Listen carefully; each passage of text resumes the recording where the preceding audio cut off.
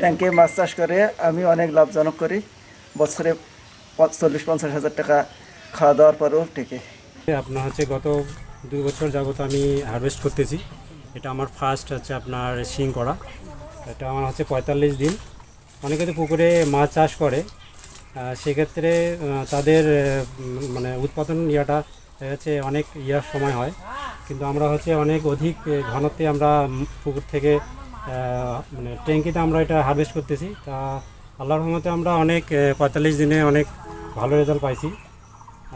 আজকে হচ্ছে আপনার 45 দিন হচ্ছে অবশ্য। আর এটা হচ্ছে আমাদের ব্রিডিং ট্যাঙ্ক। এখানে আমরা ব্রুড মাছগুলোকে দিয়ে এখানে আমরা ডিমটুকু কালেকশন করি। ডিম কালেকশন করার 3 দিনের মধ্যে বাচ্চা ফ্রাই হয়ে যাবে। তারপরে আমরা এখানে 1 মাস রাখার পরে আমার পরবর্তী ট্যাঙ্ক আছে, পরবর্তী ট্যাঙ্কে আমরা শিফট করি। সেখানে আবার 1 মাস, পুনরায় 1 মাস থাকার পরে আজকে গ্রেডিংয়ের দিন, আমরা আজকে গ্রেডিং করতেছি, দেখতে পাচ্ছেন। সেখান থেকে একদম চলে যাবে একদম আরেকটা ট্যাঙ্কে, সেখান থেকে একদম মার্কেটে। আচ্ছা, এর কত করে বিক্রি করেন? এগুলো জাত ভেদে 220 থেকে 650 টাকা পেয়ার। আচ্ছা, একটাই এক পেয়ার, দুটো মাছ, এক জোড়া। আচ্ছা, এখানে আছে আমার গাপ্পি আছে, মলি আছে, প্লাটি আছে, তারপরে আপনার কমেট আছে, কই কার্প আছে, বাটারফ্লাই আছে। টোটাল আমার 19টা কালেকশন আছে, 19টা প্রজাতির মাছ আছে। তো এগুলো জাত ভেদে মোটামুটি 220 থেকে 650 টাকা পেয়ারে বিক্রি হয়ে থাকে। আমি চিন্তা করছিলাম যে ট্যাঙ্কে কীরকম মাছ হয়, আমি যতটা ধারণা করি নাই, কিন্তু এখন দেখতেছি ট্যাঙ্কে সুন্দরভাবে আমরা চাষ করতে পারি। আমরাও পরবর্তীতে আরও ট্যাঙ্ক যদি আশা করা যায় পাবো। তো আমরা এরকম করে আমরা মাছ চাষ করি, আমরা পুকুরে এসে এই ট্যাঙ্কে মাছ চাষ করি, আমরা অল্প পুঁজিয়ে আমরা লাভবান হতে পারবো। হ্যাঁ, এবং এই ট্যাঙ্কে মানে অল্পতে আমরা মাছটা ধরতে পারি এবং অল্প খরচে আমরা এটা লাভবান হতে পারি। ট্যাঙ্কে মাছ চাষ করি। হ্যাঁ, ট্যাঙ্কে মাছ চাষের অনেক সুবিধা। এই ট্যাঙ্কে মাছ চাষ করলে আপনার পুকুরের চেয়ে খরচ অনেক কম এবং এখান থেকে সহজেই ধরা যায় বা সহজেই উঠানো যায়।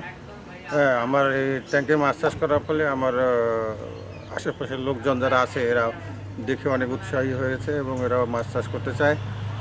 হ্যাঁ, এবং গ্রাম বিকাশের সহায়তায় আমি এই ট্যাঙ্কে মাছ চাষ করতেছি। বর্তমানে তেলাপিয়া, শিঙি মাছ, হ্যাঁ, আরও অন্যান্য মাছ চাষ করেছি।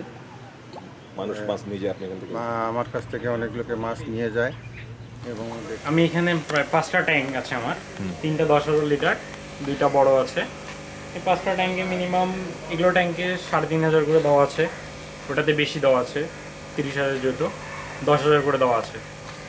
এই 2টাতে হচ্ছে আপনার তেলাপিয়া দেওয়া আছে, ওই সাইডে একটা ট্যাঙ্ক আছে ওখানে গলদা চিংড়ি, আর আপনার ওই 2টাতে আছে ভিয়েতনামি কই, আর একটাতে আছে গুলশা।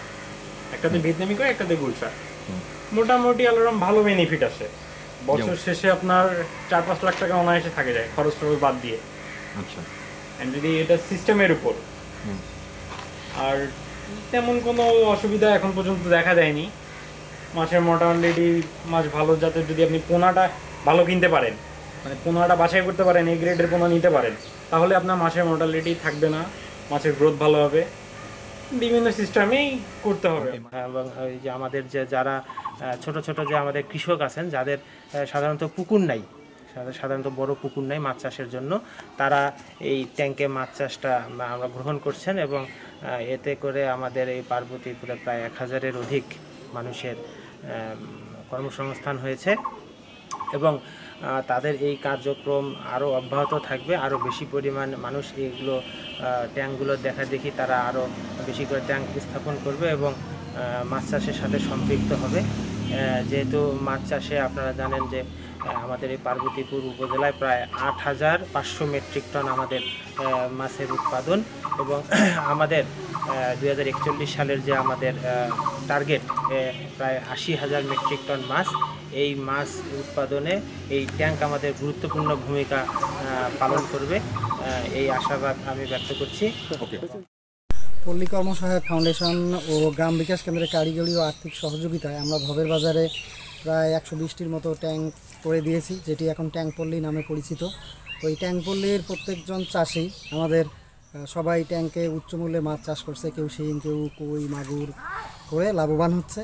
এবং এখান থেকে যে মাছগুলি উৎপাদিত হচ্ছে সেই মাছগুলি পাশাপাশি আশেপাশের গ্রামের লোকজন নিয়ে যাচ্ছে এবং এদের চাহিদা অনেক বেশি এবং পারিবারিক পুষ্টি পাচ্ছে।